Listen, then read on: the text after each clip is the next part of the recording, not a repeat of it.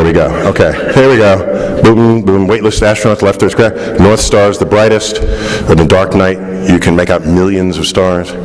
Total solar eclipses are rare. Days get longer in the summer and shorter in the winter. High noon, the sun's directly overhead. Sun rises in the east and sets in the west. The moon comes out at night. What all these have in common is that they're all false. Every one of these is just false. But we've heard them and we retell them. And we retell them because we assume they're true, because either you want them to be true or they feel like they should be true, but they're not. They're not. The first one, what goes up must come down. That's true if you're just human, right? If you're just flesh, whatever you throw up, it comes back. That's kind of life experience. However, we've got like golf balls on the moon that are never coming back to Earth. Stuff that went to the moon reached escape velocity from Earth. There is a speed with which you can throw things, so they'll never come back to Earth, ever. Ever. We have 5 spacecraft that have achieved that speed in the history of the space program. Pioneer 10 and 11, Voyager 1 and 2, and the New Horizons mission.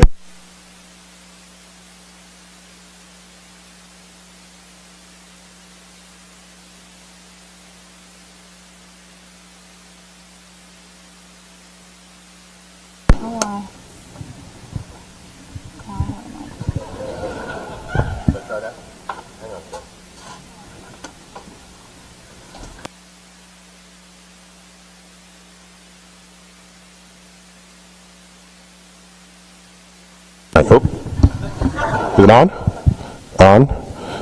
Okay, can I have a little more volume on that, please? A little more? Testing? Oh, that's good.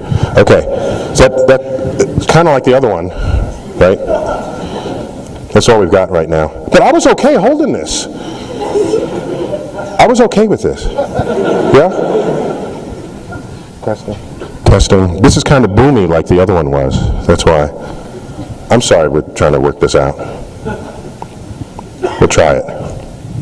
Can you hear me in the back row? Yeah, okay, okay. So good.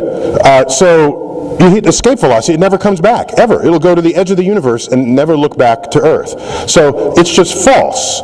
The sun is not a yellow star. The sun is white, right? In broad daylight, in the middle of the day, you're not looking up at the sun because you'd be blinded by that. So when do you look at the sun? When it's low on the horizon, trying to eke its way through all the crud that's in our atmosphere, and all the blue and the yellow, then the green filters out, goes into the sky, and what looks like a yellow star on the horizon is not the true color of the sun. The true color of the sun is much better represented by when it's higher up in the sky. So the sun is just simply not yellow.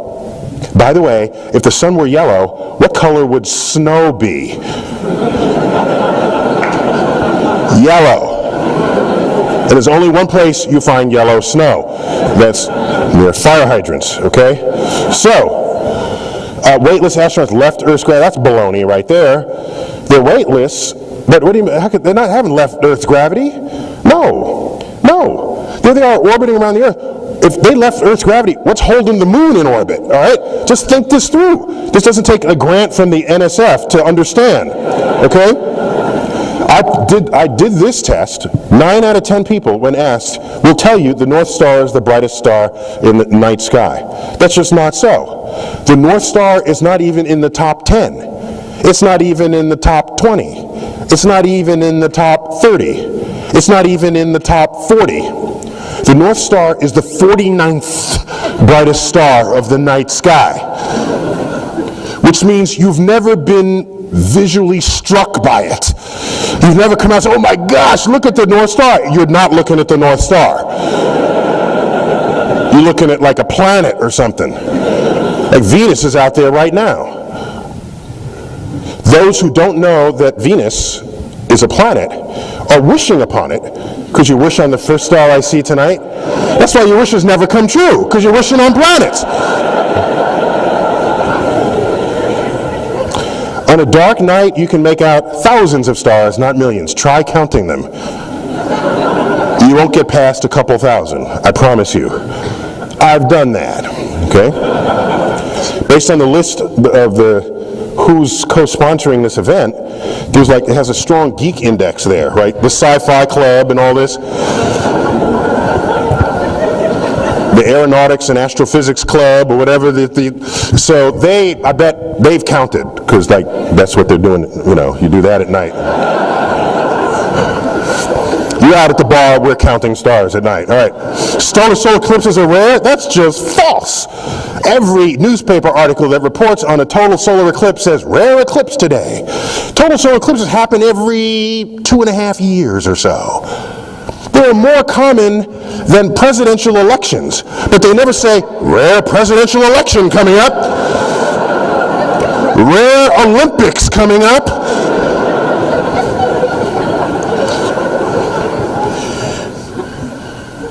Days get longer in the summer and short. This is just false. Who here believed this until I put this up? Who here believed that? Raise your hand. Okay, and the rest of you are just lying, all right? But 9 hands went up. You all are honest people here, okay? The rest of y'all, now you see any hands over on the left side there. So, days get shorter in the summer and longer in the winter. Now, this is not magic thinking. Consider, what is the longest day of the year? Daylight, of course, is what is the longest day? June 21st. And what else is that day? The first day of summer. So if the first day of summer is the longest day of the year, then every other day in summer has to be shorter, doesn't it?